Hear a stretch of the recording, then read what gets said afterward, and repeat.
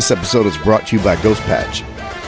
Ghost Patch is a law enforcement owned and operated company specializing in patches, coins, and flex shields. Quality is top priority with low prices.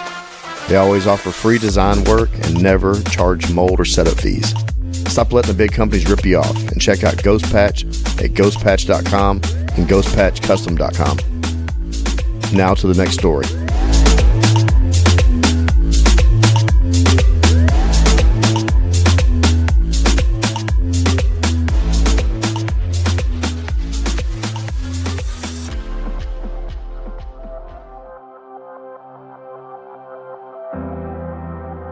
It's actually an entire culture shift in law enforcement.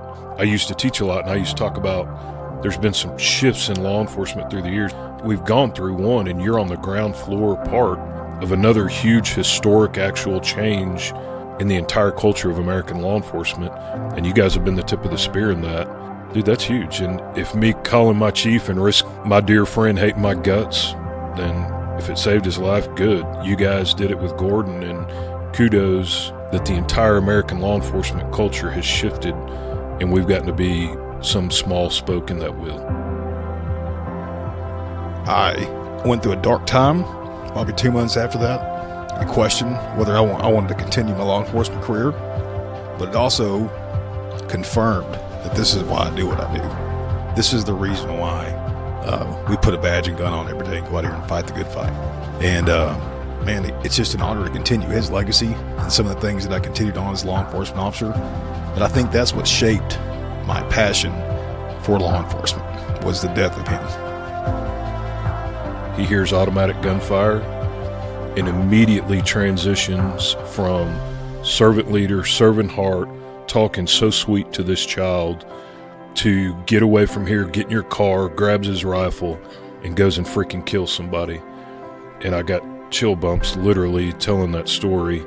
If anybody in this country needs an example of what we do every day, whether you're a citizen or whether you're a 21-year-old trying to figure out what this career is, then you got my man at Allen PD, that you can be a caregiver and an angel and a warrior in 3 seconds and go kill a bad guy. You're listening to the ATO Bridging the Divide podcast, brought to you by the Assist the Officer Foundation. Since 1999, the ATO has given assistance to the first responder community, and now we want to give them a platform to hear their incredible stories. We also want to hear the stories of the many people that support us. Our community is small, but it is strong. We have differences. We don't always agree, and we all make mistakes. But together we can grow, we can heal. And we can learn from those mistakes. And together we can bridge the divide.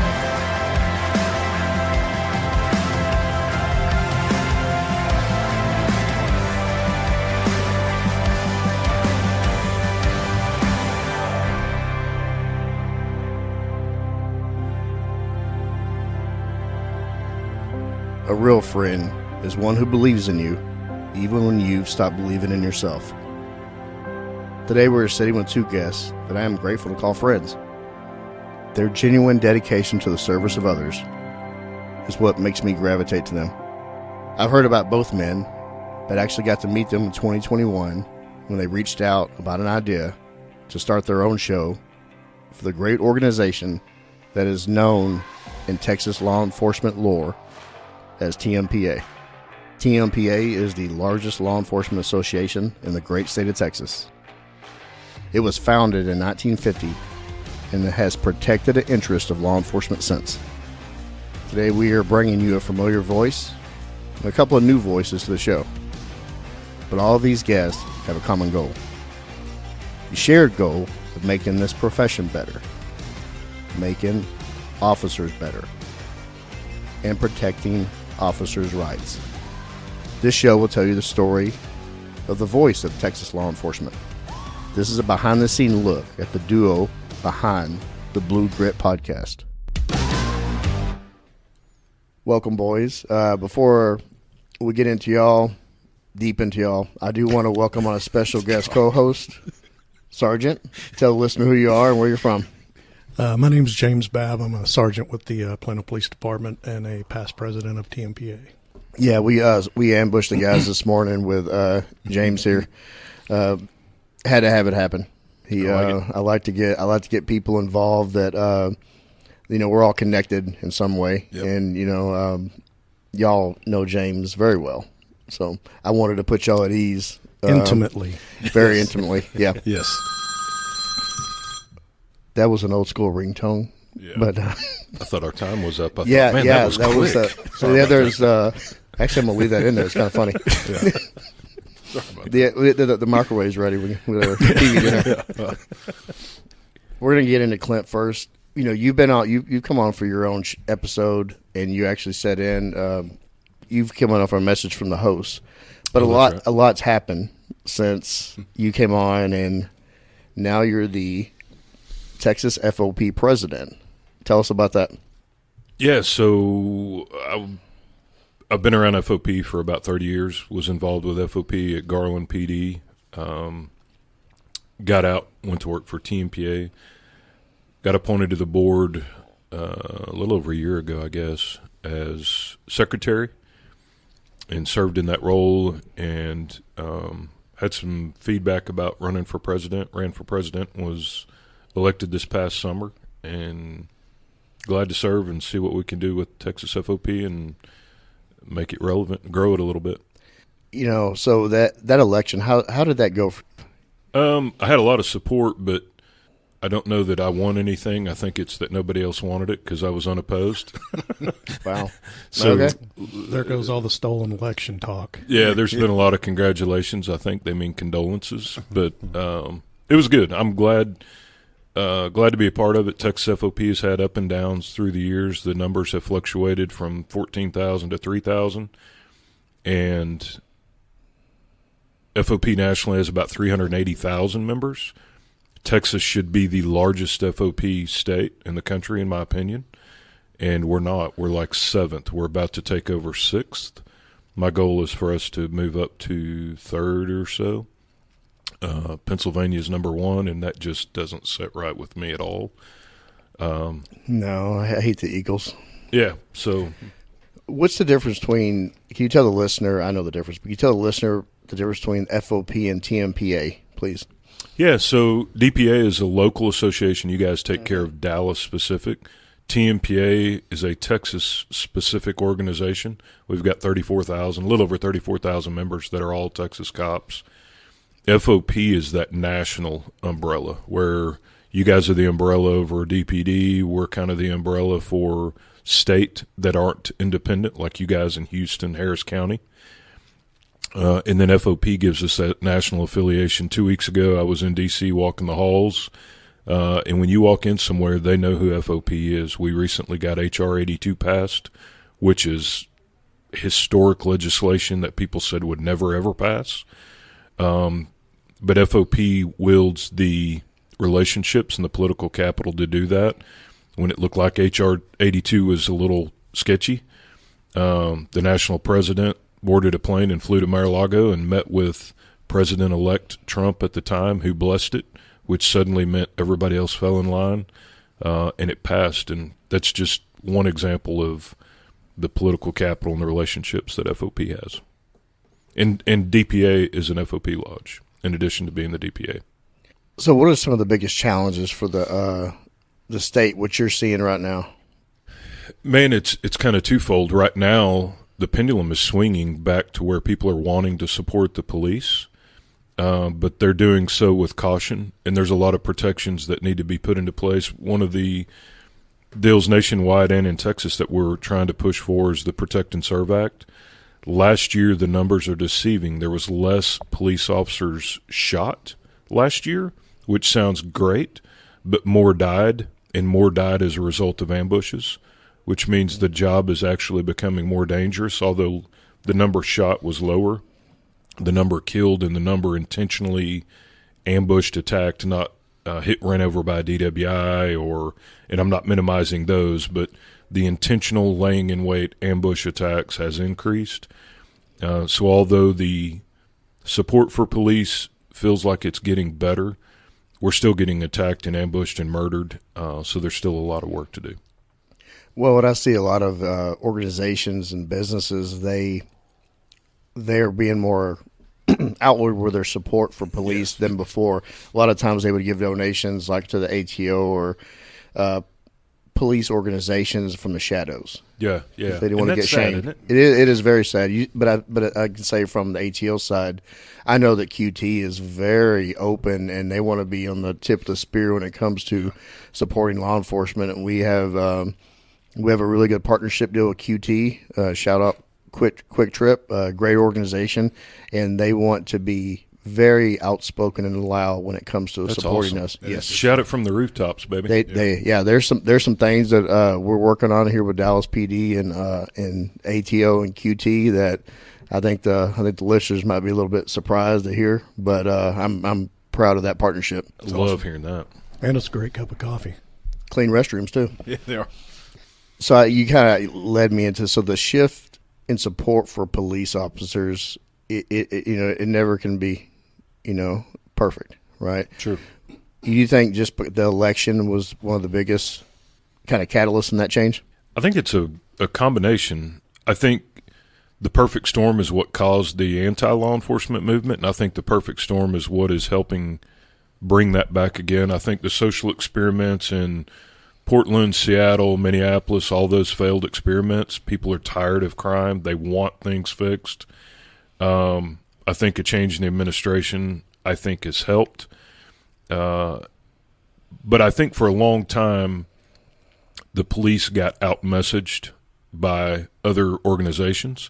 And I think Bridging the Divide, I think there's podcasts, I think police are getting back in the message game, or actually getting in. We've never been in it before, but we're getting back in and getting our message out too. And I think that's equally as important, because if only one side of a story is ever told, that's why you take their side in the divorce, because only one side got out, and you need to hear both sides before you start choosing what you're going to believe in it.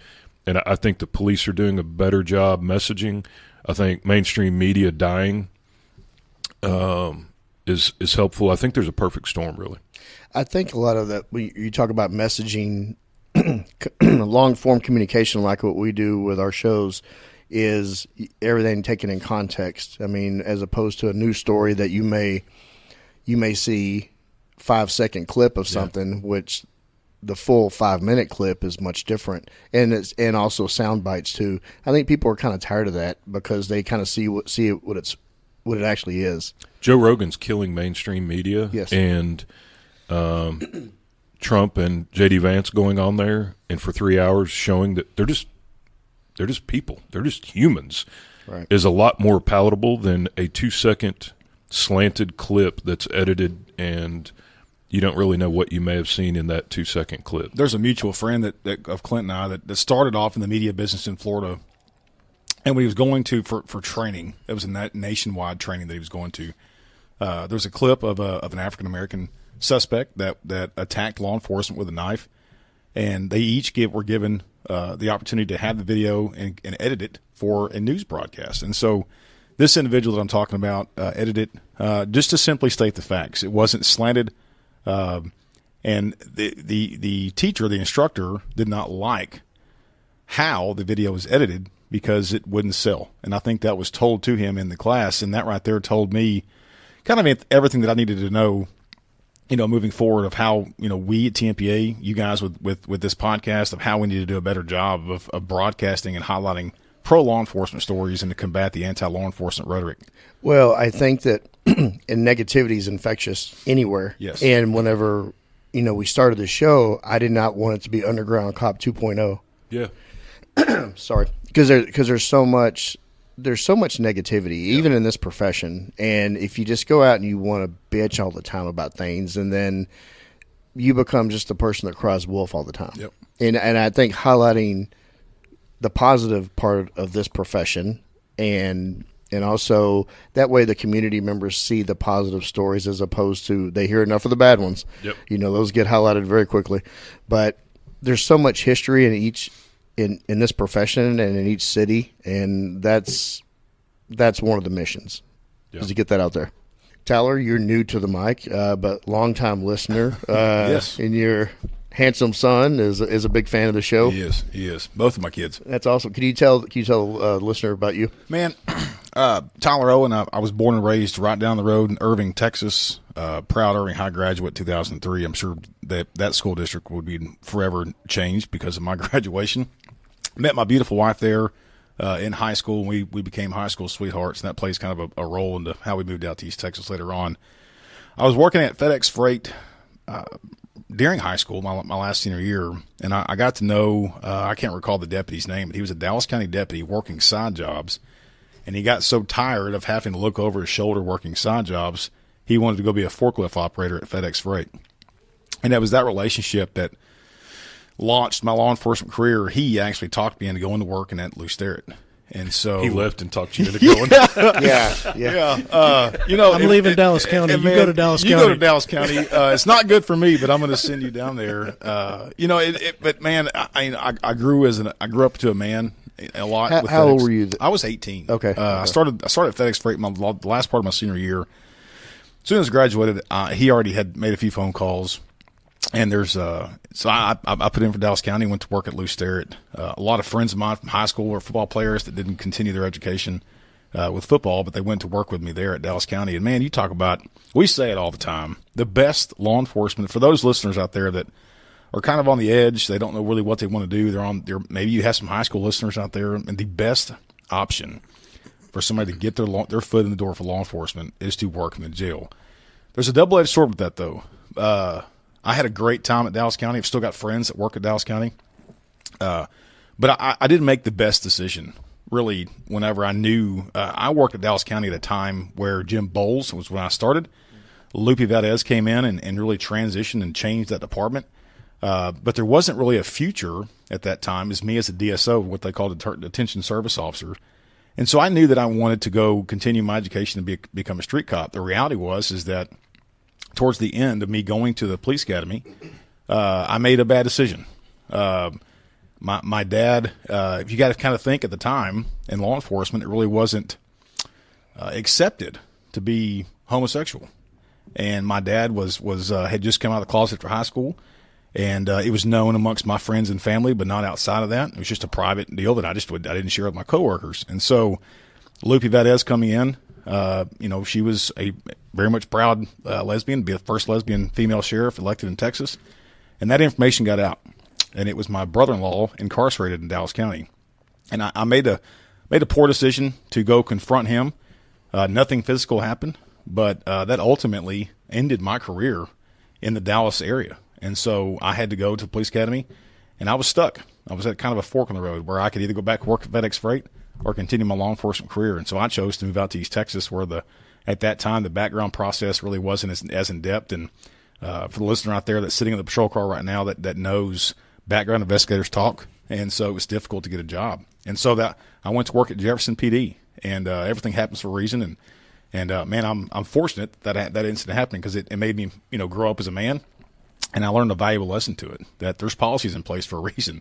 And probably wasn't a good idea to go confront my brother-in-law. So, where is Jefferson PD? So Jefferson is deep East Texas. I say deep East. It's right there on the border of Louisiana and Texas, north of Marshall. Is that out by like Hemphill and Lufkin in that area? It's way north of Lufkin. Okay. So Jefferson sits about 45 minutes northwest of Shreveport, Louisiana.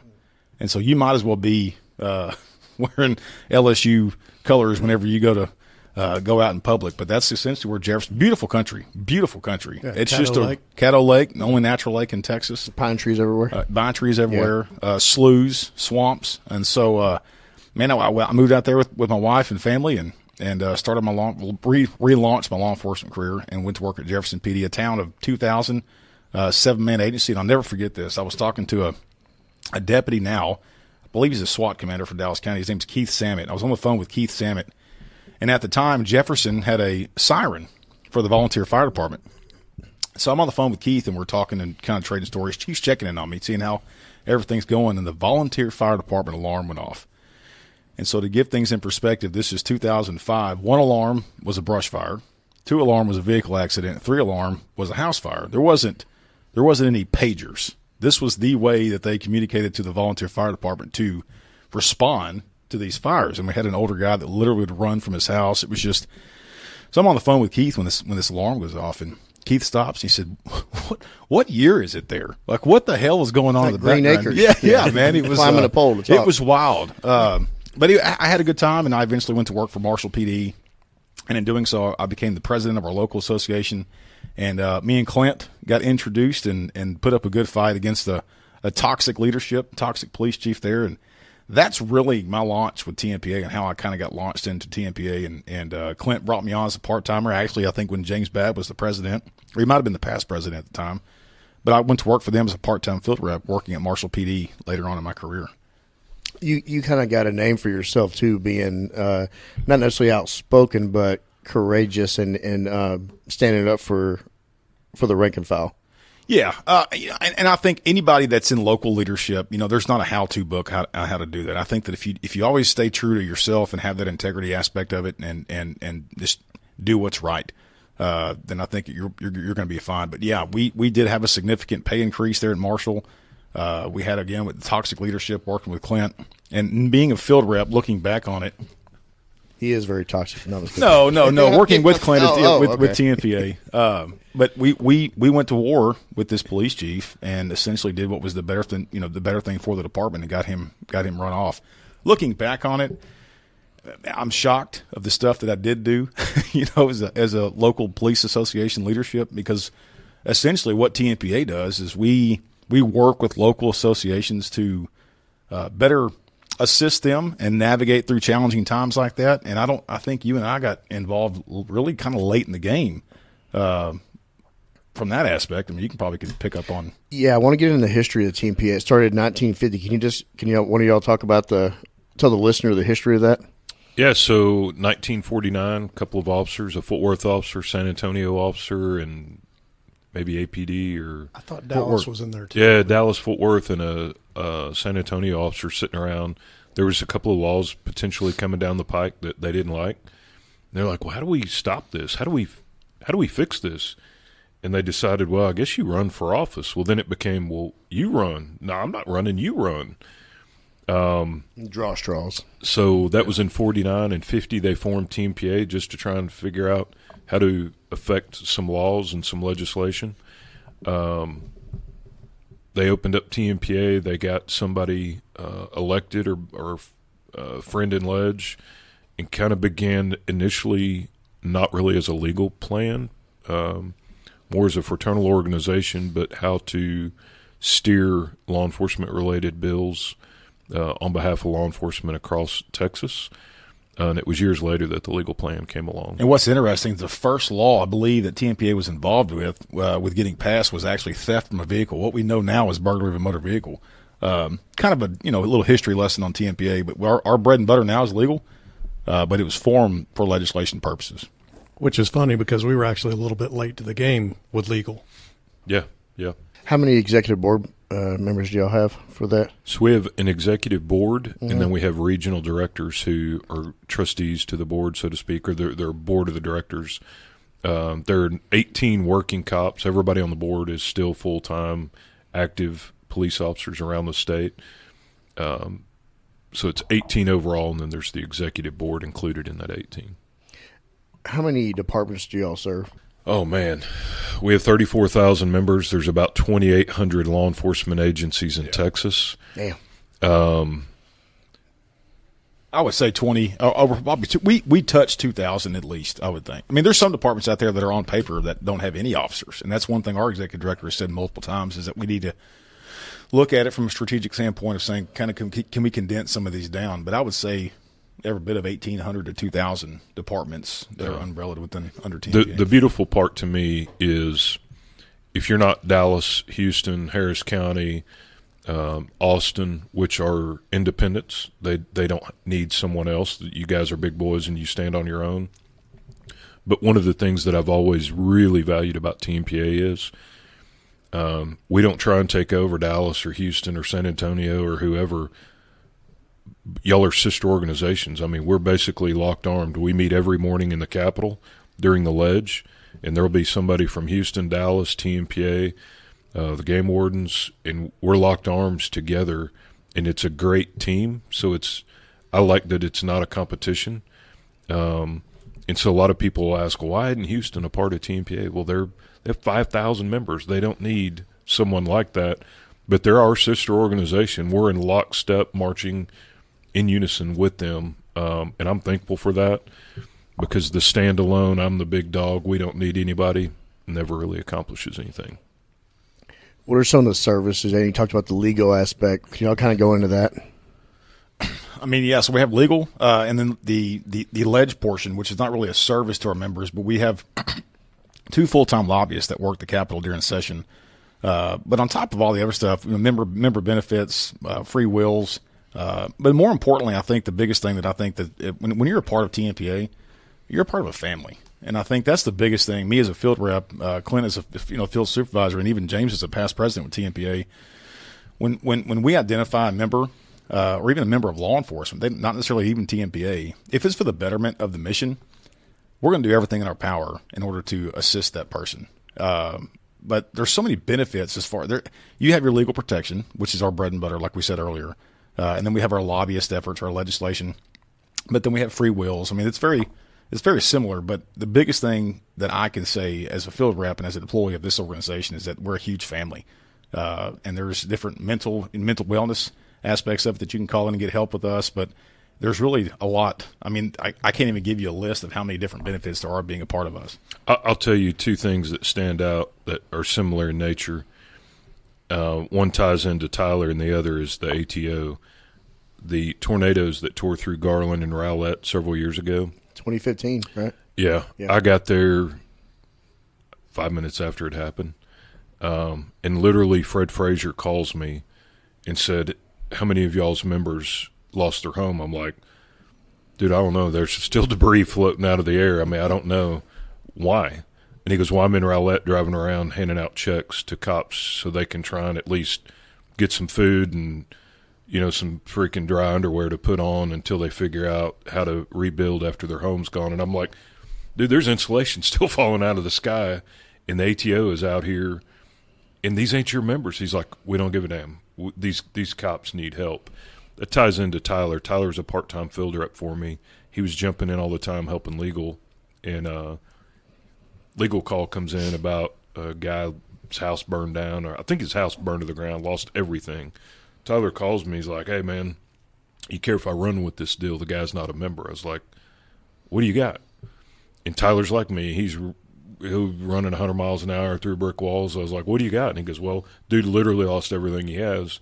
You mind if I try and help, even though he's not a member? I was like, knock yourself out. He calls me back 10 minutes later. He's like, hey, I was just going to let you know we're good. And I said, okay, what'd you do? Well, I called this company and got them to donate a Sam Brown. I called this company and got them to donate a uniform. I called this company and got them to donate him a pair of boots. I'm like, holy crap. And it's one of those small agencies where they don't provide anything. You almost have to buy your own friggin' police car. And Tyler jumped out. Dude's not a member, and outfits this guy with a full police gear so he can go back to work and at least try and make money. That's what this is really about. Yeah. And I think that, for your Dallas police officers that are listening to this, your Plano police officers that are listening to this, even Garland, I think, once again, God works in mysterious ways. And I'm not saying that you guys aren't humble. And I'm damn sure not saying that anybody listening that works for a large agency is not humble. But me, working in Jefferson, Texas, having to supply my ammunition, my belt, my boots, I think it's taken for granted to an extent. I worked for a little bit larger agency. But my passion is the mission of law enforcement. The mission of law enforcement is taking care of our brothers and sisters. I don't give a damn. I don't check your membership in order to assist cops. And I think that's the difference that everybody equally shares with TMPA is that right there. Yeah, that's one thing that ATO prides itself on is we don't care if you're an NLEO member, you're BPA, you're DPA, or we help other agencies outside of Dallas County. We're all in this together. Yep. Joe, can I jump in on that? Absolutely. So I was president of TMPA when Hurricane Harvey occurred. And, of course, we had many, many members lose everything down on the coast. And back then, they stepped up, ATO stepped up and provided us a check through a bunch of the donations that they were receiving so that we could, in turn, with the money that we raised, present checks to our members, at least to get them on their feet. And it was something big for me because I went to Galveston and I actually handed out those checks. And one of the guys that I handed the check to kind of started tearing up. And he goes, I didn't know where I was going to stay tonight. My hotel was up. I didn't have any money. And those are the things that ATO provided. And I promised when we talked about me co-hosting that I couldn't let this go by without telling you how much I appreciate ATO for doing that. Yeah. I'll add to that. I had a guy call, and I won't say the agency, but it was nowhere remotely close to North Texas. Call me in a crisis. In a bad crisis. And I'm thinking, number one, if you're calling me, you're in a bad way because I got more baggage than American Airlines. So, but I'm sitting on the phone with him. I don't know what to do. I don't know what to do with him. So I called maybe Fred back then. I don't know. I called somebody, and they're like, no, get him taken care of. So I reached out to one of the ATO's counselors. They jumped on a call, then jumped on a Zoom, and then followed back up with me that they were good. They had talked with him, and this was late at night, and they had talked with him, and I thought, man, because I know ATO, Houston has an ATO, and I know you guys, but I was in a bind, and I couldn't jump in a car and magically get 6 hours to, but ATO never remotely hesitated to just handle it, get the guy, because I didn't know if we were suicidal, but I felt like we were close to that. And it wasn't anywhere near North Texas, and ATO helped in a bad bind. You don't want to err. You always err on the side of caution if you think you're at that point. Being in the wellness unit, man, it's been in that situation. It's really scary. I mean, all of us here have dealt with people that are in that mindset out in the streets. We handle it. We move on. We don't know them. They're complete strangers. We don't see them again. But to see another officer that's in that same state, it's extremely terrifying, and you don't want to make a wrong decision. Yeah. Well, and I thought, 30 minutes, hour away, I can try and get to him. 6 hours away, I'm not going to magically appear and be able to. I didn't know. ATO didn't blink it to help me get that guy off the ledge. We have some amazing counselors. I mean, we really have a great lineup with, and I'm very proud of that and of what we've got going here. And I know other organizations and other ATOs, they have tried to get a confidential counseling program off the ground. Well, you're fighting so many different hurdles in this profession. First, stigma, and then also just this started in 2010, and it was very crawling along, and then July 7th happened. Boom, it shot up over 300%. Well, I'll tell you this, and it's not because I'm here, but between the ATO and the OWL unit, literally everywhere I travel around the nation or phone calls here, do you by chance please have any connection at Dallas where I could get the model of what they got going on? You are literally the model for the country right now, and I've given y'all's model out that you shared with me more than a dozen times at least from all over the country, them trying to figure out the formula of what y'all got going on. Well, I appreciate that.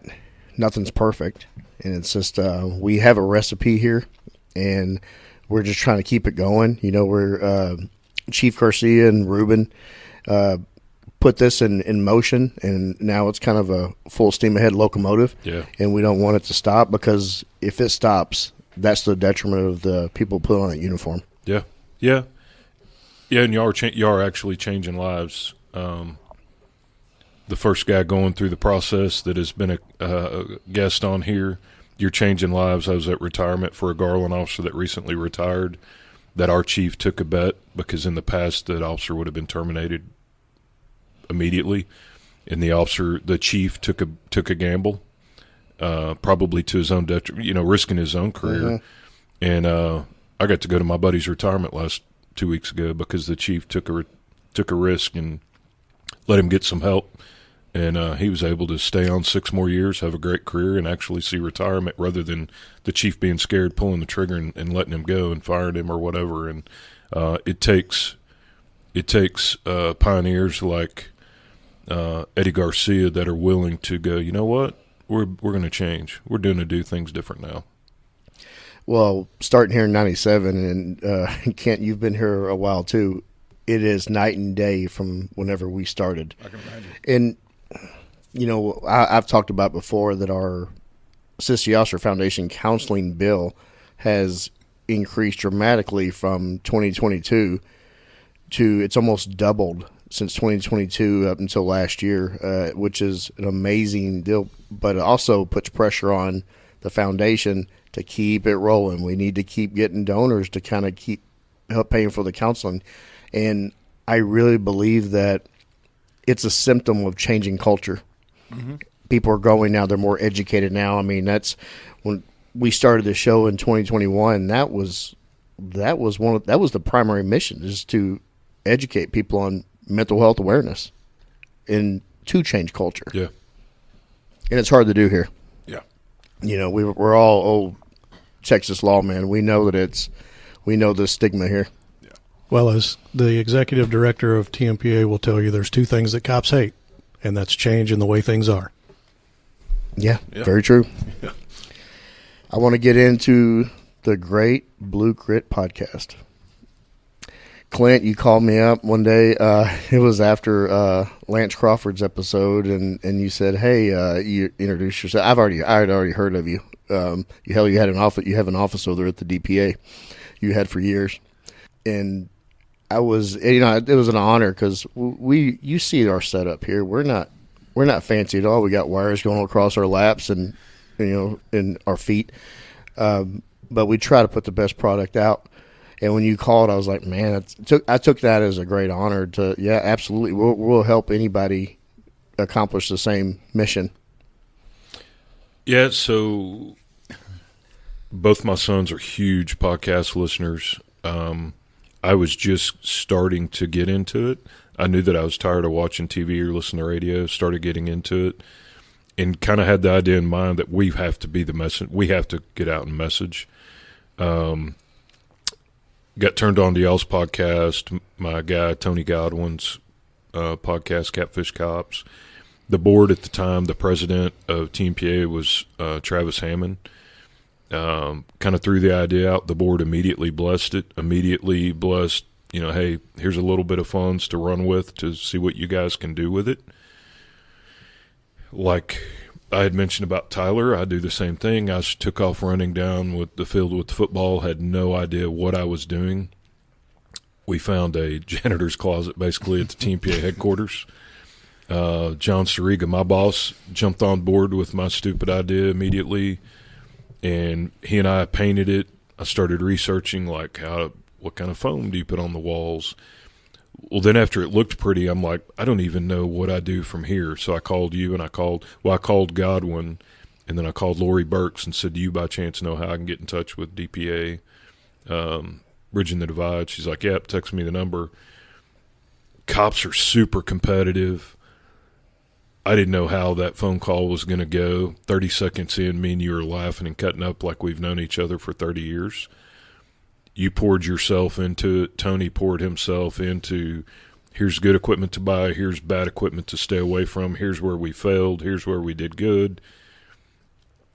And as soon as that door opened, Aaron Slater, Relentless Defender, did the same thing. Got to a point where John, my boss, asked, who's your co-host and what all are you going to do? I was like, I don't even really know who's going to host it. I have no idea. I'm like 70 yards down the field, and I don't really know where we're going from here. Tyler came on board. He's the most creative freaking dude I've ever met. He started running with it. He came up with the name, started logos. We took off running. The first couple of episodes I thought were rough because I was nervous as hell. My mouth gets me in trouble a lot, so I was overly cautious. Those first 4 or 5 episodes are the best episodes. I get feedback all the time that they like those first several episodes. And I think we just hit the 2-year mark. Yeah, we hit the 2-year mark. And you got to think about it. Again, the podcast sounds great. The idea, right? But, and y'all know this as well as we do, you start talking about, what's the intro music? What's the outro music? What's the name going to be? What's the logo? And so, man, I can't say this enough. I'm thankful that Clint asked me to be on it. I'm thankful he included me on it, but I'm also thankful for our board and just TMPA in general, because I have been known to be pretty outspoken like Clint, and man, they've entrusted us to carry that brand. And that it's just another way for us to get our voice out there. But the beginning of it was an absolute train wreck, and so it was. And there's been episodes. Keep in mind, I was a full-time cop. Clint lives in Forney, and so we would have to drive to Austin and do all these recordings. Like in Beautiful podcast room, though. Yeah, no, Good they Lord. did an awesome job with it. Awesome job. It does look bigger on camera. I'm just gonna throw it out there. It does. That's the biggest. In fact, I think you said that too, Joe. Oh yeah, and you look at. You're watching the video. Yeah, it looks like a big. You're right now. You're in a big room in the wellness. This is a big room. That room, but honestly, a lot of people, a lot about this because you do the editing for your show. Is the smaller the room, the better the sound. Yeah. Honestly. Well, and what's interesting about it is at first, Clint and I both we wanted to have just crazy. Law enforcement stories. We wanted our messaging to get out there, and we've got some. We've got, the first 25 to 50 episodes of the podcast. But as slowly as we started kind of getting set in and getting comfortable, the reality is that cops just want an avenue to tell their stories. And I think those are the most successful ones out there. It's just allowing cops to tell their stories, giving them a platform, and us from an association, statewide association standpoint, understanding that, yeah, me and Clint are the host. And yeah, TMPA cuts the check, and they're the ones that keep the lights on. But in reality, this is our podcast. This is a statewide law enforcement podcast, and I think that's the biggest pride that we both share with that. And that's been the two biggest compliments, I guess, that we've gotten with Lieutenant Governor Dan Patrick, on who I didn't know was a DJ for like 20 years or owned a radio station or something. Yeah. He walked in and was like, "This is the nicest studio I've ever been in my life," and I was like, well, for two fools that put it together that literally had no clue what they're doing. And last week I was in Las Vegas at training in LRIS, which is an acronym for something, but it's a premier law enforcement training group. The executive director of it, who is a lawyer, they teach a bunch of training, professional continuing education classes. He got up to speak and started his opening intro. He introed his podcast, and then he said, "But our podcast isn't near as good as the Blue Grit podcast. Y'all actually need to listen to it." And I was like, holy shit. So on break, I go talk to him, and he's a extremely experienced lawyer, police lawyer, really good guy. And I was thanking him for it, and he's like, "No, my podcast is kind of boring educational stuff." And he started asking kind of this of how you got into it. And I said, we just wanted it to be anything police. We didn't want it to only be homicide stories or only this. I said, my vision was it'd be the gamut. We may have a lawyer on. We may have an officer that got ran over.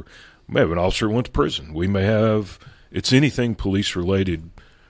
But to Tyler's point, what I've enjoyed more is, and sometimes I get busy and he'll go, "Dude, I've got an episode. You're not going to be on it." I'm like, I don't care. What I've enjoyed more than anything is letting somebody tell their story, because people's stories are freaking amazing. We've had two females on fairly close together. One shot in the face.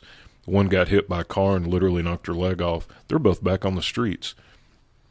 If I'd been through either one of those incidents, I'd probably be in a mental health institution somewhere, and both of those young ladies are back on the street and hard chargers, and I'm like, God bless, man. That's the story that people need to freaking hear out there. The level of resiliency of the human race, it's really incredible. If and there's so many stories. It doesn't matter if you're in Dallas or you're Garland or you're Plano or Jefferson PD, they're out there. Yes. And I me personally, I like the people that I have to kind of beg to come on that don't want to talk about themselves, because there's plenty of people that actually want to talk about themselves every day. They call you trying to get on. Oh God, yeah. I'm sure y'all have the same thing. Yeah.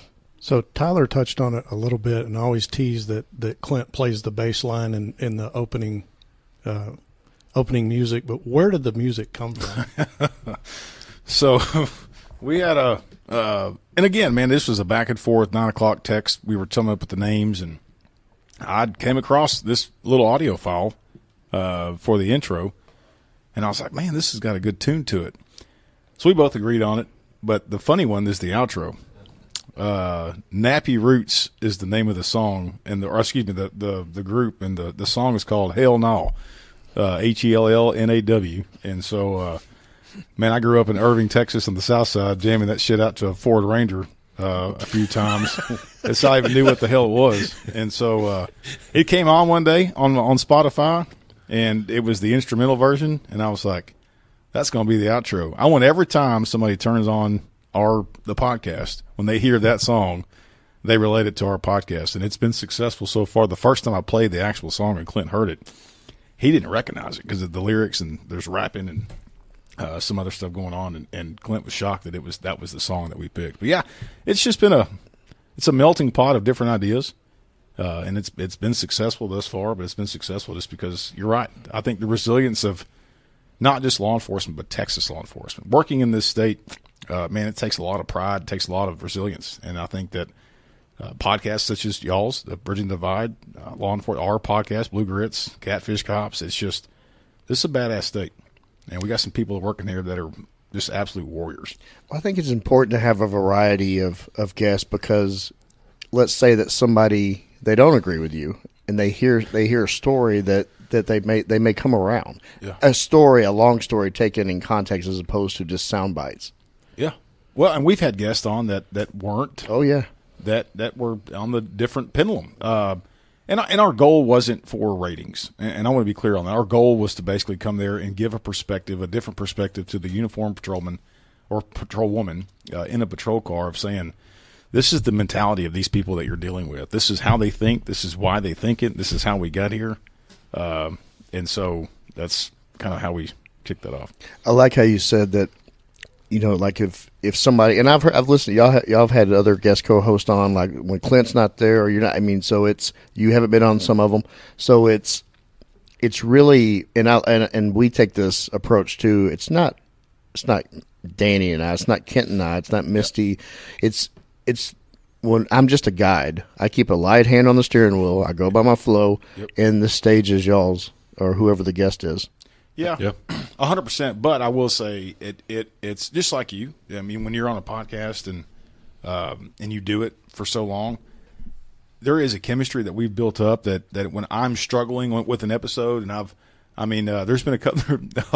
I'm gonna go and call myself out. There's one that Clint wanted to almost crawl under the table. I was kind of nodding off, and if he could have kicked me while it was going on, I had gotten a whole lot of sleep the night before, and this episode that I was nodding off on was not one that I need to be nodding off on with people inside. But yeah, the chemistry that you build up with these people, they're brothers, they're family, and so it's cool to see it from that perspective in the studio, but also hear it and the passion that comes out. It's been an awesome ride. One of the things I picked up from y'all's podcast is that y'all aren't afraid to really talk about anything or anyone.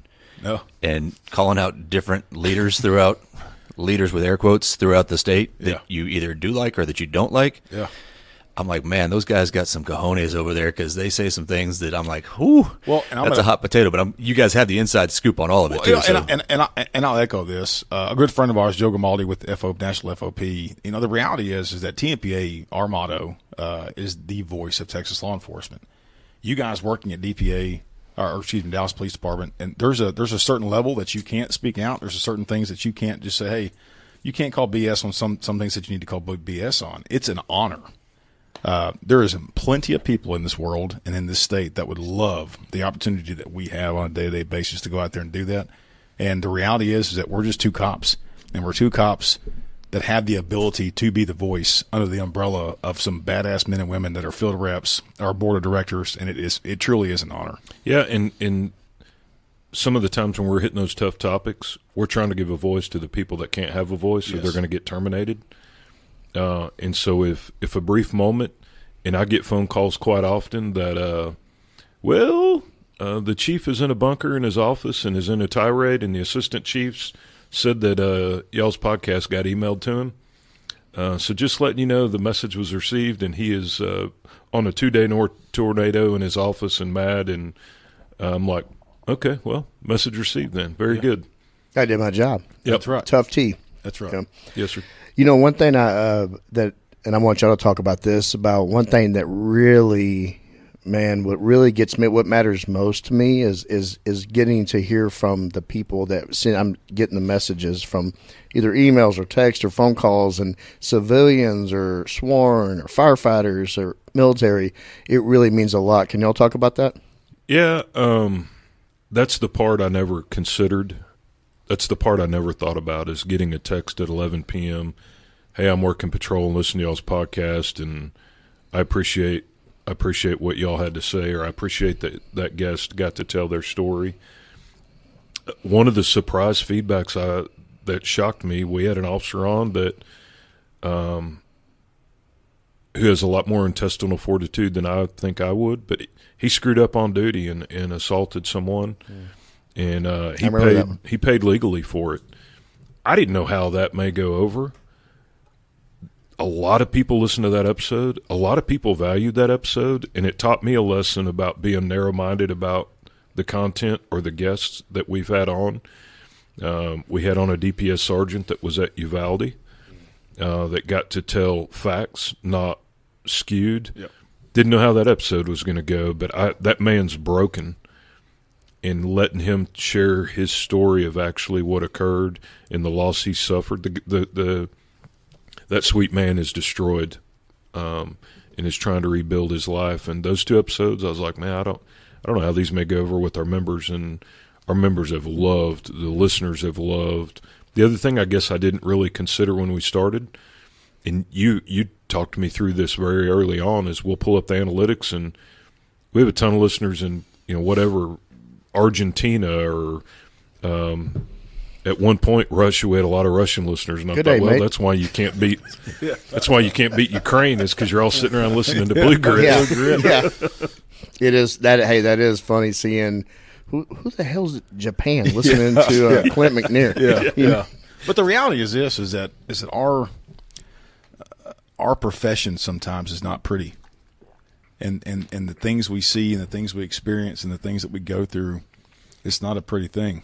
I mean, and the cool thing is telling those stories. I saw a quote actually this morning, and the quote was, "I hope you win the war that you tell no one about." And I think it echoes back to the podcast of telling your stories, that sometimes explaining those situations for somebody else to maybe learn a lesson on. Just as Dotson, the first episode we had. My situation with losing a trooper, other episodes that we've had, it's been a great ride for sure. Yeah, those are the most impactful for me. I mean, I literally last night, and I forwarded this message to Kent and Danny. Some of the messages I keep just because they're too personal. Yeah, and I just and you see on our social medias, I post a lot of the screenshots of the message because. And they're from all over. Yeah, I mean, I got Garland PD shout out. Jared Weston reached out to me last night. My academy mate. No shit. Yeah. No, he reached out last night and about appreciating the show, and that means a lot. Yeah. I had no idea. That's really cool. He's a very good dude. Well, shout out Jared. Wife's a dispatcher. Son's a fireman now. Man, getting those messages like that, because there's any time that I'm like, man, I don't want to do this no more. I'm going to stop at Kennedy at 100. Yeah, it kind of lights a fire under my ass. But we've got more feedback, I guess, in person. Like when we go to a conference, or they recognize the voice. I'm sure it's happened to you guys too. Oh my God! And they recognize. They kind of look at you like, oh my, So yeah, you're the guy that says a lot. I get that all the time. But I mean, the feedback does fuel us. We've gotten a lot, but ours, I think, is more in person. What do you think, Clint? Do you think? Yeah, that's the weird part that I never considered is walking somewhere, and it may have been y'all's cop's cop or something, but I walked by somebody and somebody snapped their head and said, I know that voice. Are you that guy on Blue Grit? And I'm like, oh, God, yeah. I'm sorry. What are you about to say? And they're like, no, I just – You're balling up your fist, getting ready to knock the shit out of them. Yeah, your voice is pretty damn recognizable. I do. I know that a while back you were like, man, I don't know if I'm going to keep on. This is a lot. This is a lot. I wake up every day thinking that. We kind of hit that, or I did a couple of months ago, and we had a lot of positive feedback come up the last month or something. I don't remember what it was, but I called him and I'm like, you know what? we need to redouble down and recommit, double down, and it's on me a lot because I've been so busy is really reinvest in this. And I don't even remember what the. We got an email, just a compliment. It was a mental health situation that they had emailed our chain of command, our executive staff, and it reconfirmed really the reason why we do what we do. And it reconfirmed that our commitment on that podcast has made a difference. And we've got a loyal listener he's an explorer and now is pursuing a career in law enforcement. We're going to have him on hopefully very soon. Lives in the Austin area, but no, it's just been rewarding, and it continues to grow. And just like Clint said, the cool thing is law enforcement is competitive. But what's amazing to me is just the amount of support. People just open their books up and say, "Hey, here's my password. Y'all look at my analytics," and that to me. I'm not giving you my password. It's been amazing just to see the cooperation. Typically cooperation within law enforcement doesn't happen. It's non-existent, or at least it wasn't when I was a full-time cop. It is within this little podcast world, and so it's been rewarding. You mean TFO? Yeah, that's right. Without y'all, Tony Godwin at Catfish and Slater, with his, we would never have gotten off the ground because literally none of us had a clue other than we knew how to paint a wall and put foam on it, sound dampening foam on it. That was as far as we got. And I'm like, okay, now what the hell do we do? This looks cool. Without y'all three, literally, I don't know what I guess I'd have went to Radio Shack and bought a microphone and started trying to figure out how to record something without that old Mr. input. Microphone from the 80s, that toy. Remember that? Give me some reverb. Yeah, and Tyler's in the corner with a Casio keyboard doing the jingle. Well, that's how y'all laugh. That's how I think everybody has an interest in kind of like doing editing, and that's what sparked mine in high school was doing the VCR. We had to take up 10 VCRs and hook them together and make highlight tapes, highlight reels for football, and that's kind of what sparked my interest in doing editing. Yeah, gone a long way. I'm glad I have a Danny Canetti because, man. You brag on Danny all the time to me. If Tony if Tyler hadn't come on board, I'm the least creative person in the world. I don't know how to edit. I don't know how to overlay B-roll. I don't know. It would have been dead after episode 1. His creative mind has been huge in this. He's the Danny Canetti of this operation. So coming up with a show, I mean, I've told this before, I got the idea one of first conference, 3-day conference. I told Ed Lujan on the next break, I think there's value in these kind of stories. I think we could do a podcast on this. Oh, good, go do it. Shit. I'm like, me and my mouth. What am I doing? Yeah. So literally that was in the summer of 2021. I was sitting at the pool with a notepad trying to come up with a name. The first name that I was pretty much settled on was ATO and the uphill battle. But then I started thinking, no, I don't want everybody to think everything's a constant struggle. So then I came up with what we came up with. Then something as small as the logo was she's a sergeant here in narcotics. She was out on a morning run, took that picture of that beautiful picture of the bridge. Cool. She took that and posted it, and I went, wow. I reached out. I said, hey, I'm doing a podcast. I'm starting a podcast called ATO Bridging the Divide. That's our Margaret Hunt Hill Bridge. Yeah, and then we added it in the logo, and it just that's what we use. So everything, and I got with Danny for the sound because I didn't know what I was doing. It's just stuff like that. So many little things have to fall in place to make something like ATO Bridging the Divide or Blue Grit podcast that nobody considers. Yep. Did you already have the 1-900 voice? Or did you have to hone that over time? I actually have a British accent, and I do this voice just for the show. Oh, okay. That's awesome. Yeah. We'll talk offline about that. Okay. Again, going back to the people coming up to you, y'all go out more. Y'all are out. Y'all come in contact face-to-face with more people than Kent and I do.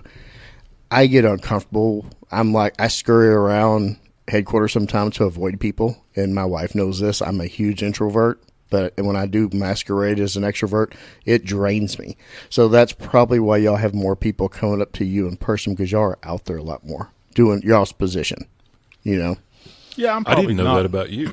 Oh, God. I mean, you're probably out more than I am, just because of the functions and stuff. But it does. It happens a lot whenever I'm out and about. Like when we're filming or up at the border. I mean, again, it's crazy the reach that podcast has. You never know who's listening. You never know. Yeah. And it's scary too. Sometimes I'm like, oh, I hope I cut that part out about so and so. Yeah, I'll have it like a chief here in the building. Oh, hey, I like that one. I'm like, oh shit, you listen. Or even something you say and the intent of how you said it didn't come out, and so he and I will talk offline again. This that partnership, that brotherhood of saying, hey, you said this, but I don't think you intended for it to say that way. And so taking out of. Oh, my God.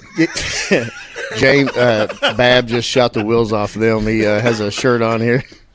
What does that shirt say, It Tyler? says, Abilene is a cool town, but it's not Japan. Yeah. One of many Tylerisms on the podcast. That'll be this. That will make the title of this. sometimes he just says something that inspires me, and I have to run with it. Yeah, it happens a lot. And I actually have one for you and one for Clint over on the table. I thought we were going to do this shirtless with Joe, but I guess not. That's badass. I love it. I didn't. From our friends at Relentless Defender, by the way. That's awesome. Shout out Relentless Defender. I said something the other day, and I got a text from one of our listeners, and he said, I can't. Did you just say that? And I was like, yeah, I guess I did, because mine's pretty raw whenever I edit it. It even quotes you down at the bottom. Yeah, I see that. I see that. Tyler Owen 2024.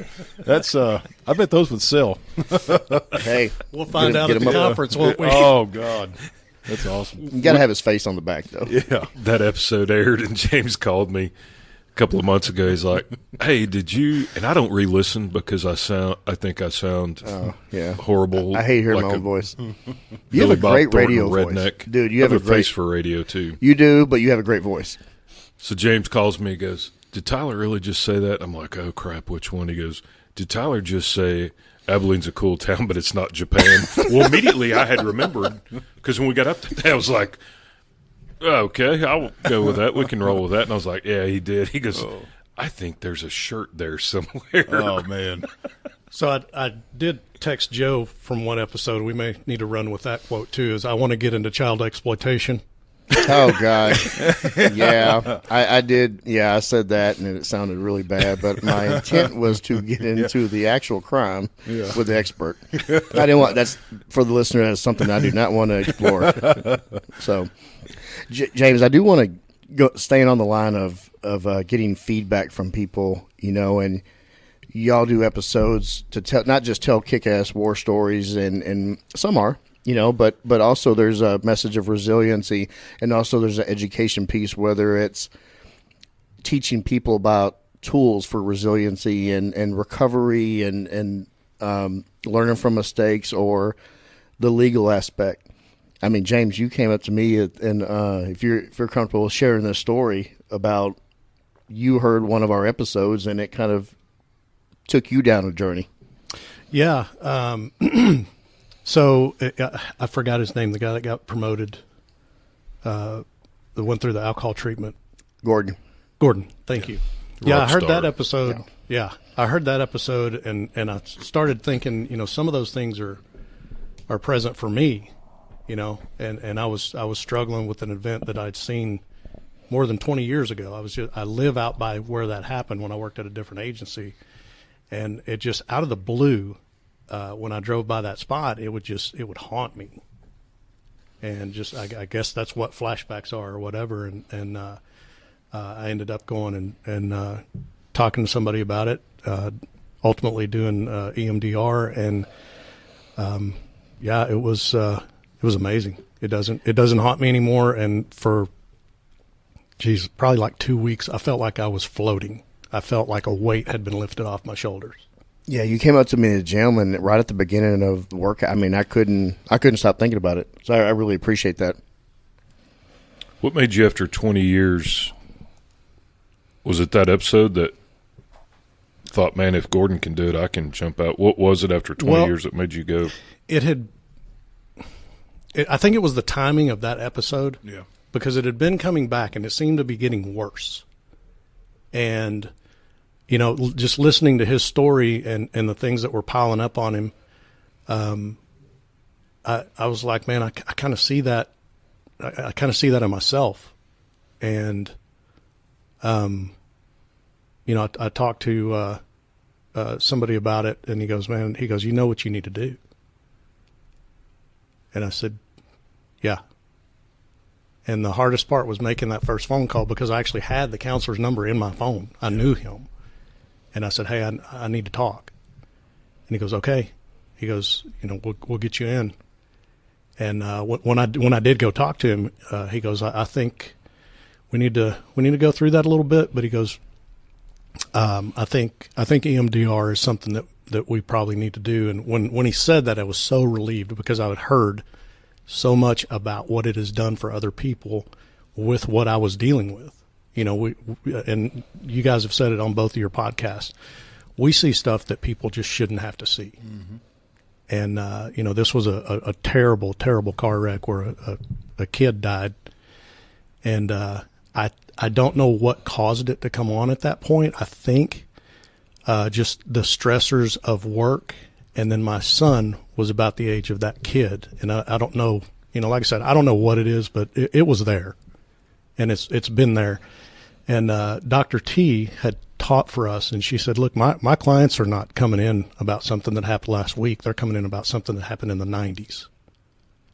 And I kind of knew then, it's probably about time. It's fascinating that something arises after that period of time. Kudos to you for recognizing it and addressing it rather than allowing it to linger. But I had a guy call. I've known him my whole life. He'd been in a shooting. And it'd been like 20 years, and he calls me in the middle of the night one night, schnockered, and is saying, yeah, I'm trying to figure out if that guy has a kid or not, and he keeps talking about it. And I said, about what? And he goes, my shooting. And I'm like, oh, shit, you got another shooting? He goes, no. Like, this is about the one 18 or 20 years ago? I said, yeah. Well, it hadn't bothered him all. I said, well, what made you do this? He goes, I have no idea. I just literally sat up in the bed the other night, and I've been drunk since. And I thought, man, that's fascinating, not in a funny way, but in how the human mind and trauma, and just the light blinked one night. He sat up in the bed and trying to figure out if the guy he was forced to kill as a child, and was drunk for the next 3 days till he called and reached out and got some help. But the trauma, it goes back to Gordon's story, man. We talked about in our podcast. That young man's a freaking trajectory changer, not just for himself, but for so many people. James, I mean, there's so many people that young dude didn't just change his trajectory. He's changing a lot of people's trajectory. And a lot of people have talked about it on this podcast too. Oh God. We know that whole, that him coming forward. I mean, y'all know the story, obviously. He's braver than me. Oh man, that episode was actually Chief Garcia's idea, because I work under the veil of confidentiality here in the unit.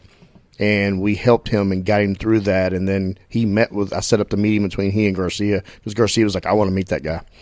And I'm like, well, I'll ask him, and that happened, and it kicked off. And then Garcia calls me up to his office after and says, hey, I know the ATO's y'all's deal, but God, that guy's story. And I said, yeah, it's pretty amazing. Well, he told Garcia some stuff he hadn't told me yet. And I said, yeah, let me see if if he'll do it. And Garcia goes, no, he said he would. Oh, well, thanks, Chief. Yeah, already setting it up.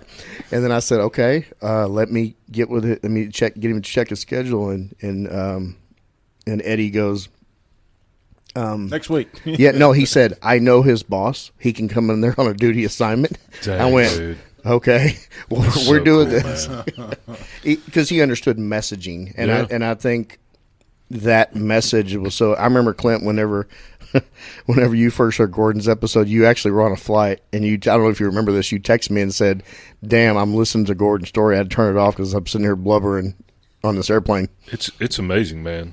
It's his story. If his story doesn't inspire young and old, because the dude's brave, and it shows what resiliency and fixing it early rather than being that 55-year-old with your liver is pickled and you're a mess, and 10th divorce and 15th suspension. And hit it early, man. Be brave, bold, jump out there. And if you need a freaking hero, turn to Gordon, because that's all you need to consider. Yeah.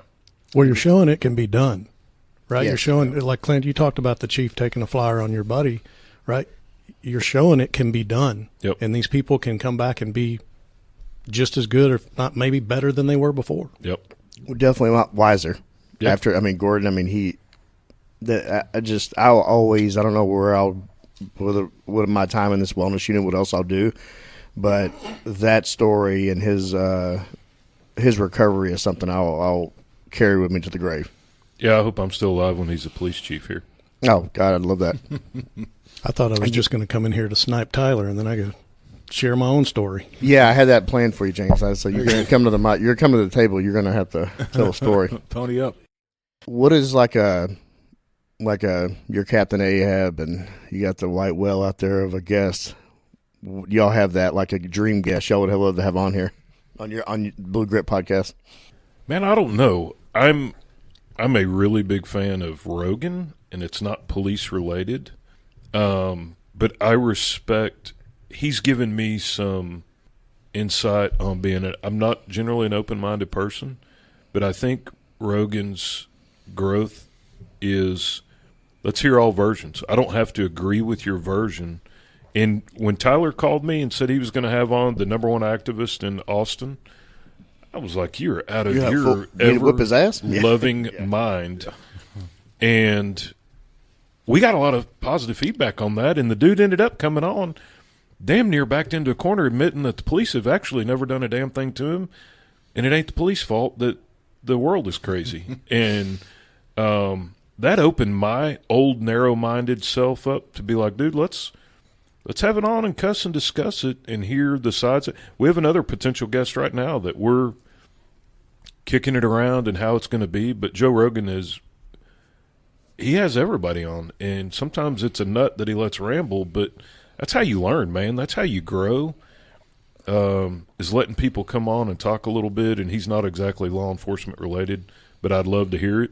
I think we're going to probably have on a couple more officers that have made real bad decisions that choose to come on and share their story about how to not have those bad decisions that cost their career or criminally charged, I think would be mine. Number one guest so far, I can't the shocking guest of the year, because I didn't know his story and I'm dear friends with him. Aaron Slater about knocked me to the floor in his episode, and Justin Ellis's episode. I was there personally as he went through his stuff. If anybody watches, doesn't listen to our podcast, you'll notice I'm not on the second half of his podcast. I was going to be a distraction if I'd remained on that podcast. I couldn't hold it together.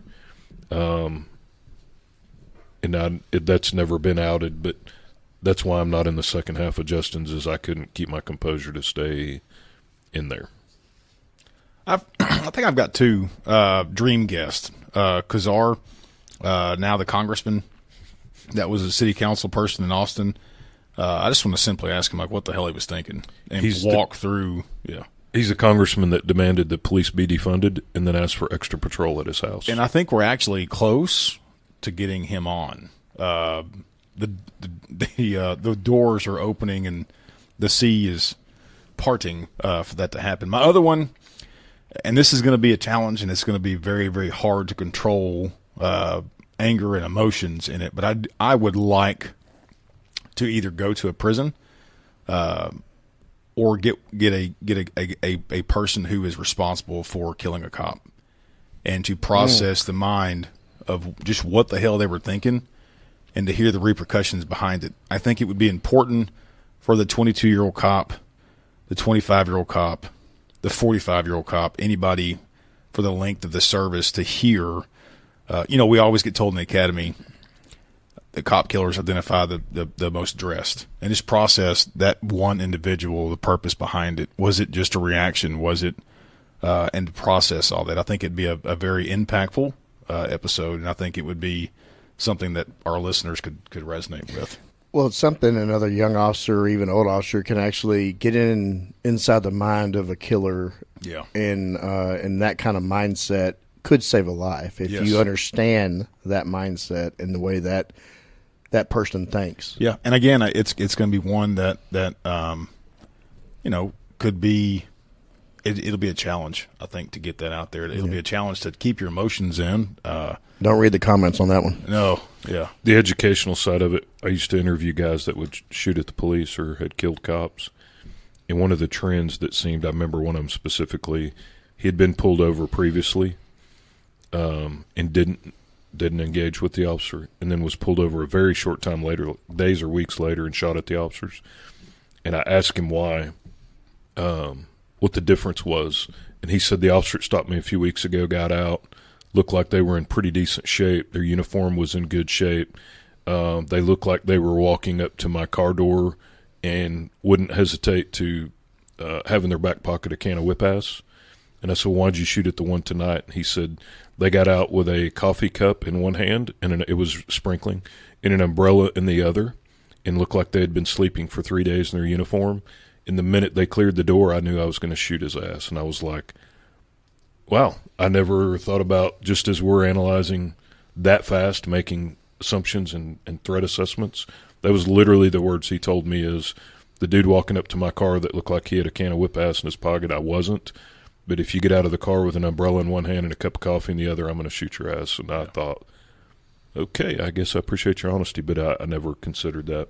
Yeah, that's a lot of value probably in that controversial guest. Yeah, for sure. Well, everybody sizes everybody up. You walk in, and that's the same out there. The hooks out there, they're sizing up this side. It's a cat and mouse game, and the mouse is sizing up the cat sizing up the mouse, and they're just, if you carry yourself in such a way, I mean, we just had on the Sarmiento twins, chief and lieutenant, and he has a similar story to that he pulled over a murder suspect by himself, and the guy was with somebody, and basically he was talking to him in Spanish. Once they arrested him, it came up he has a murder warrant. Well, he got cover over there and got him arrested, and the guy told him, said, you know, son, I was gonna try to kill you, but you reminded me of my nephew. Wow. And he says, and you treated me with respect. He goes, if you'd have come up here with an attitude, he goes, there would have been a gun battle. And wow. It's you never know how an encounter can dictate the actions of others. Yeah. Wow. Tyler, we talked offline the other day. I was heading home. We're kind of game planning for this episode, and you told me about a story that kind of redefined your mission and why. Can you tell us that? Yeah. It's a story that it was unfortunate that it happened, but I'm thankful that I was there to witness it because it shaped who I was and the cop I became. In April 29, 2008, keep in mind, this is Jefferson, Texas. Marion County is a very, very, very small county. Average population is probably around 8,000. Backup is probably 30 to 45 minutes away. This specific night, I think it was on a Sunday, Trooper Scott Burns was working, myself was working, and one other deputy, and the deputy was on the east side of the county, which is on the Louisiana side. And Scott and me met in town, and he said, hey, I'm just going to run some traffic. And then it was actually hamburger night at the local diner, the only diner that was open on Sundays. And so Scott wanted to go run some traffic and get into some shit is what he said, and we'll meet back up, and we're going to go to Annie Skinner's and get us a hamburger steak. So shortly after that, I was standing in dispatch. Again, the rural town law enforcement in Texas, it is there are different patches, but there's one same mission, and you work so closely with troopers and game wardens and county police. And Scott went out to the west side of the county and started running traffic. And at this point in time, him and another friend of his did not have portable radios. They would put on the PA system, and that's how they would receive information over the loudspeaker. And so they would run what we called 2728s, the license plates and driver's license, and those returns would be broadcasted on the PA system. So Scott never carried a portable radio. So it wasn't uncommon for him to be in a shitstorm and it be delayed, or him go back to the county or the car and yell for help. Well, he got into a pursuit, and I start easing out towards that way. Again, it's one city cop, one deputy, and one trooper for an entire county. And so as I'm easing out to him, all of a sudden I'm probably 10 minutes away, and I hear a random person get on the radio. And there was a radio silence at that point. And I heard a random person get on the radio and say, hey, officer's down. Officer's been shot. He's been shot and killed. And I just remember, man, being 22, this is we've all have a huge mentor in law enforcement. And you got to think back to Jefferson at that time did not have a very sophisticated and lengthy training process. It wasn't exactly throw me the keys and say go forth and conquer, but I had a lot of experience to gain. And Scott took me under his wing. He was my mentor for that situation. And so to hear and know he was in trouble, the Crown Vic, I punched it even harder and got there to him. And I just remember the silence of knowing that my friend had been shot and killed. It was pretty impactful. But the most impactful thing was seeing the blood on his daughter's picture, who was 3 months old. And going through that experience, I knew that I never wanted to experience it again. And so I went through a dark time, probably 2 months after that, and questioned whether I wanted to continue my law enforcement career. But it also confirmed that this is why I do what I do. This is the reason why we put a badge and gun on every day and go out here and fight the good fight. And, man, it's just an honor to continue his legacy and some of the things that I continued on as a law enforcement officer. But I think that's what shaped my passion for law enforcement, was the death of him. Tyler, thanks for telling that story. I knew after we talked on the phone I was going to get you to tell that, but I knew it was going to be rough. Anybody that listens to this show has heard me in tears, and sometimes I'll cut it out and other times I'll just leave it in. But we are human, and our response to these type of things, and to lose a friend and lose a mentor, that's probably one of the worst things you're going to have happen to you in your life in this profession. And at the time, there was a kind of a buildup. There was a buildup that happened there. For whatever reason, that area in law enforcement, we had lost like 3 officers back to back, and Scott was the last one we had lost. And so it just kind of compounded, and it kind of just reinforced the reason why I wanted to do what I did. And there was another situation like in 2012. My daughter was just born, the same age as Scott's. And I was a motor cop, and there was a situation where I pulled up, and the woman had a gun in the house. And for whatever reason, when I reached down to grab the doorknob, I saw not my daughter flash before my eyes. I saw his daughter. And for whatever reason, I pulled my hand back, put my hand back on my gun, and backed out. And later on, when the TAC team got there, she began to shoot 3 or 4 British rounds in the front of that bedroom door where I was standing at before I would open that door. So things happen for a reason, and again, it shapes your life, and to live on, carry on his legacy. It reinforced why I wanted to do what I did. It sounds like Scott was looking down on you that day. That's right. Absolutely was. So y'all actually had an episode that was with his wife. Yeah. So at the time, again, back to me moving to East Texas from Irving, we didn't know a whole lot of people. We knew her my wife's family lived there. And so being a spouse of a law enforcement officer in a small 2,000 population town, there's not a whole lot of friends you can lean on that you can trust and, party with and have those fun times with, because you don't want to be the talk of the town. And so Scott was recently married and had recently just, they just had a baby. He had just got off maternity leave. And so Michaela and my wife started hanging out and becoming friends. And so that's boom, is when this incident took place.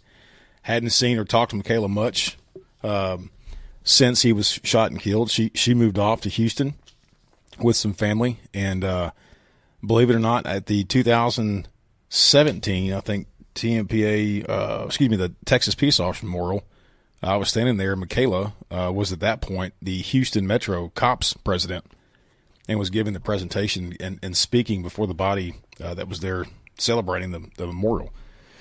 And so we reconnected then, and I got to see pictures of, my mentor's kids growing up, or his daughter, and it was just a good time to relive that, live on, see his legacy, live on, continue on. And when this podcast happened, we stayed in touch since then. Her being heavily involved with Metro Cops, we continued to rebuild that relationship. And when the podcast got started, I thought it would be a good episode for the listener to see something from the host standpoint that I lived through, but also, the fallen widow, right? And to relive that. So she agreed to come on and tell her story. And it was interesting when Scott was shot and killed. It's such a small town. To put things in perspective, there's Scannerland in East Texas, and Scott, his parents, heard the radio traffic every time he would work. They would turn the scanner on and hear everything, and I knew it's very common for out east. Yeah, it is. And so I knew Michaela, thankfully, didn't. And so I knew it was going to be a short time before she found out. And I had called Scott's best friend in high school, Mike Horn, who was a trooper at the time, and wanted her to get notified through somebody with DPS and not through Scannerland. So her telling her perspective that night, my perspective, it was a great episode. It's a good episode. No, it is. And that had to be very rough for you personally to do that one.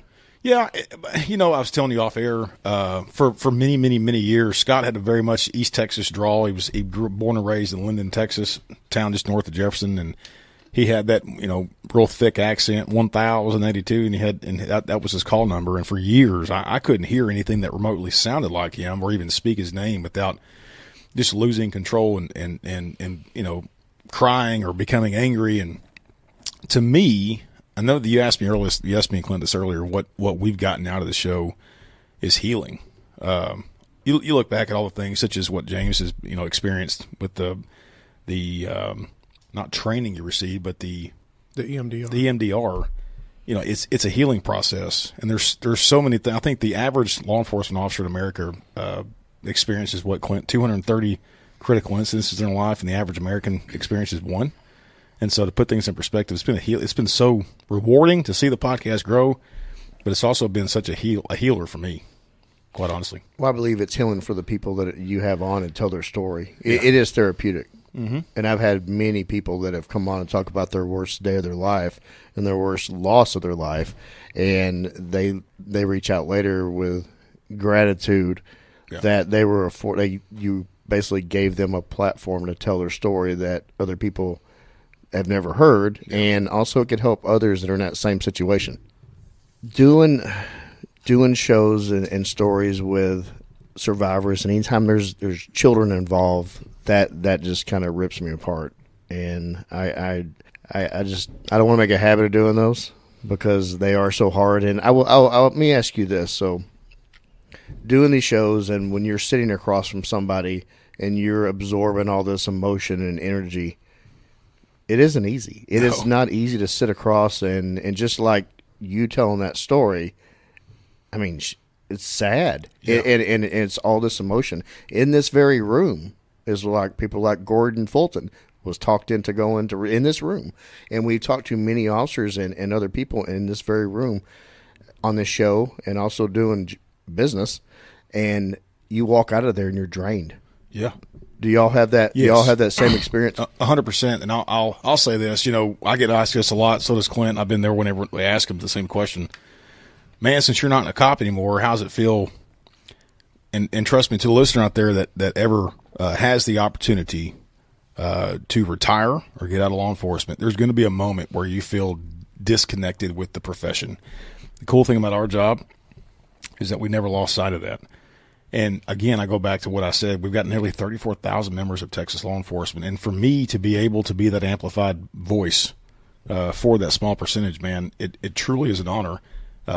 It takes a lot mentally for these podcasts. You're mentally drained.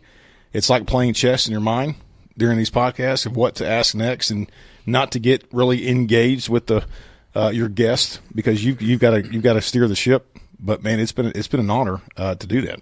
Yeah, I agree. Focused on making the show is not about Tyler or I. It's people sharing their stories. But the unintended side effect, to your point, was you're emotionally and mentally drained. I'll go back to Slater and Justin's podcast. When I left there, I usually commute. I drive to Austin 3 hours. We'll shoot 1, 2, or 3 episodes, and then I drive 3 hours back home.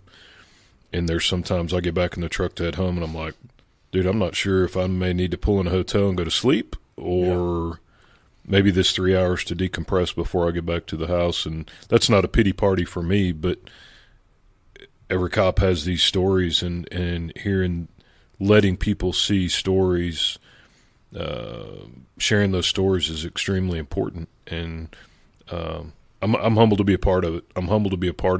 I think it's great for people to see. Everybody's got that war that they're fighting.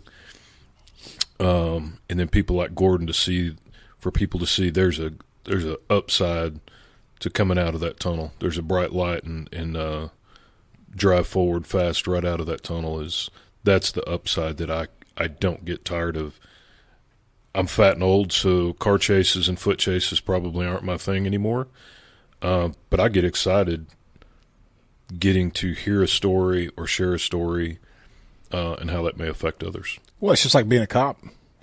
When we were policemen, there's probably tens of thousands of people that the 5 cops that are sitting in this room right now that have arrested. And if we made a difference in one, just one life, whether we arrested them and they got their shit together, whether they got off dope, if they were addicts, that's the sole purpose of why we did what we did. If we saved one cop's life, that's the reason why we do what we do. And I think it's a continuation of that service. It's a continuation of the service to law enforcement.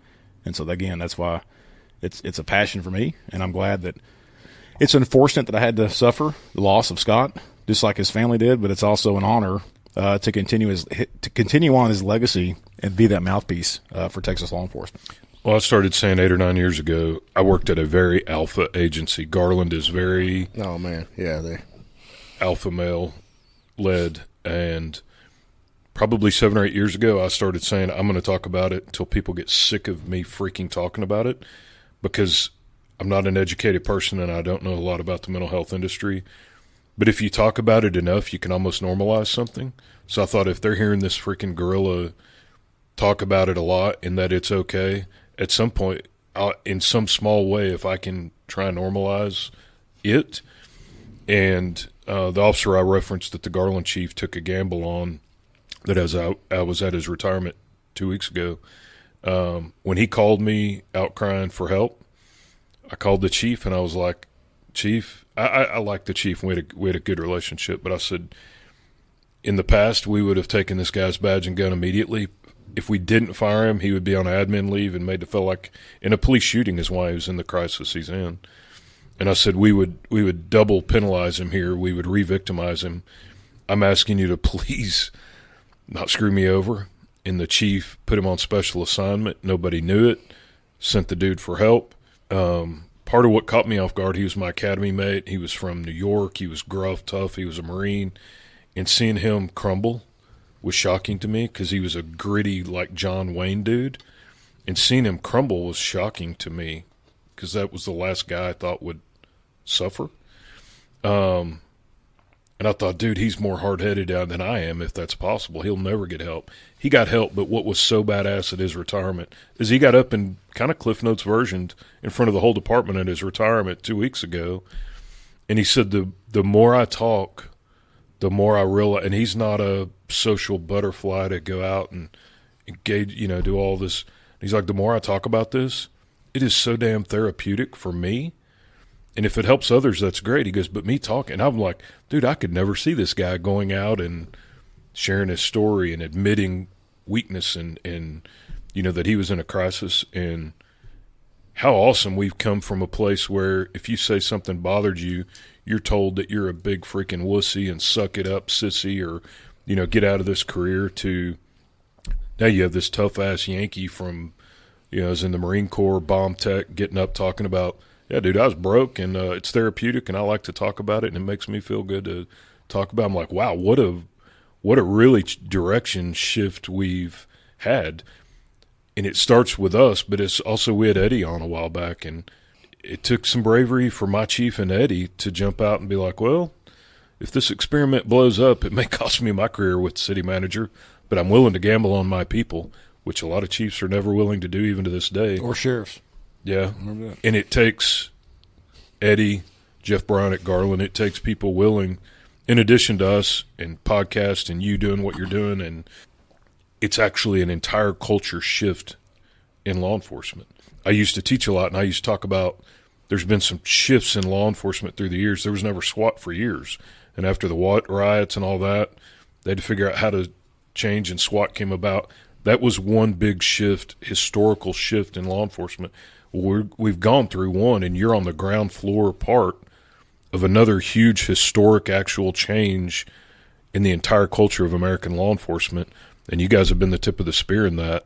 Dude, that's huge. And back to his point, if me calling my chief and risking my dear friend hating my guts, then if it saved his life, good. You guys did it with Gordon, and kudos that the entire American law enforcement culture has shifted, and we've gotten to be some small spoke in that wheel.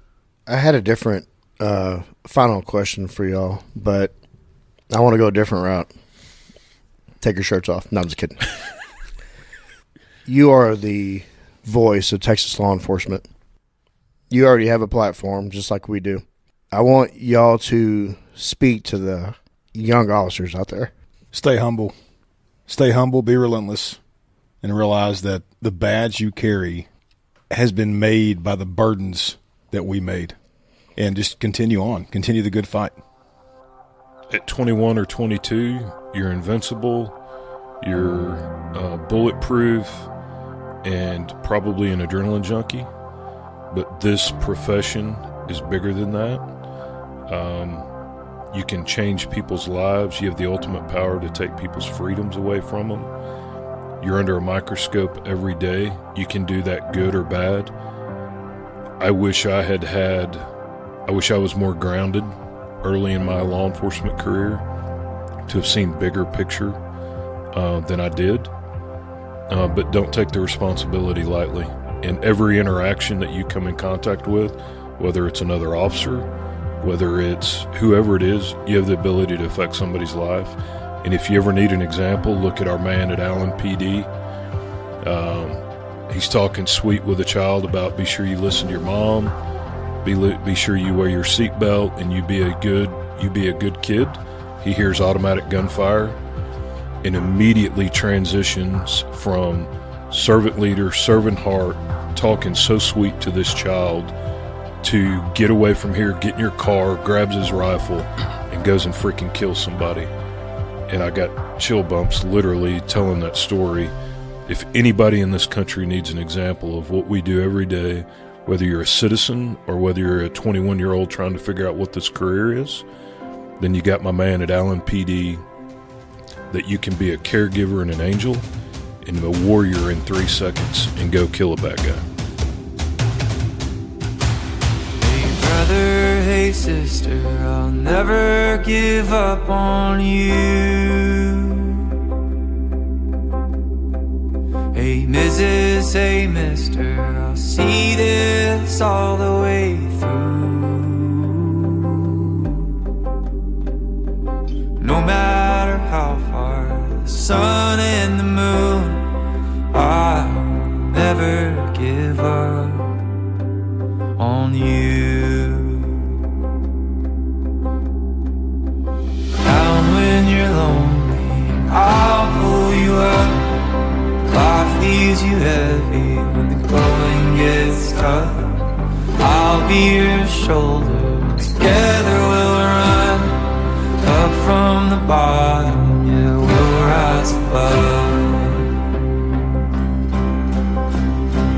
Hey brother, hey sister, I'll never give up on you. Hey Mrs., hey mister, I'll see this all the way through. No matter how far the sun and the moon, I'll never give up on you.